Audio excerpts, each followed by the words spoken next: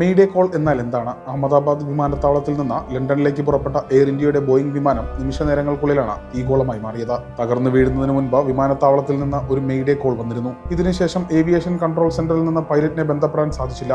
തൊട്ടുപിന്നാലെ വിമാനം മേഘാനി നഗറിലെ കെട്ടിടങ്ങൾക്കടുത്ത് തകർന്നു വീണു. വലിയ സ്ഫോടന ശബ്ദത്തോടെയാണ് വിമാനം വീണതും തീഗോളം ഉയർന്നതും. അടിയന്തര ഘട്ടങ്ങളിൽ ഉപയോഗിക്കുന്ന ദുരന്ത സിഗ്നലാണ് മെയ്ഡേ കോൾ. വിമാനവും കപ്പലും ദുരന്തത്തിൽപ്പെടുമ്പോഴാണ് ഈ സന്ദേശം പുറപ്പെടുവിക്കാറ്. 1920കളിലാണ് ഈ പദം ആദ്യമായി ഉപയോഗിക്കപ്പെട്ടത്.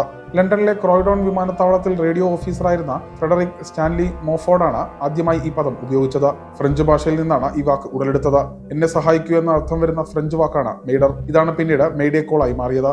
വൈമാനികർക്കും നാവികർക്കും വേഗത്തിൽ മനസ്സിലാക്കുന്നതിനാണ് ഇങ്ങനെയൊരു പദം ഉപയോഗിച്ചതത്രേ. പിന്നീട് 1923 പൈലറ്റുമാർക്കും നാവികർക്കുമുള്ള അന്താരാഷ്ട്ര റേഡിയോ ആശയവിനിമയത്തിന്റെ ഭാഗമായാണ് ഈ വാക്ക് മാറിയത്. 1927 ഔദ്യോഗികമായി ഈ വാക്ക് അംഗീകരിക്കപ്പെട്ടത്. മെയ്ഡേ എന്ന് പൈലറ്റ് തുടർച്ചയായി 3 തവണ പറയുന്നുണ്ടെങ്കിൽ ജീവൻ അപകടത്തിലാണ് എന്നാണ് അർത്ഥം.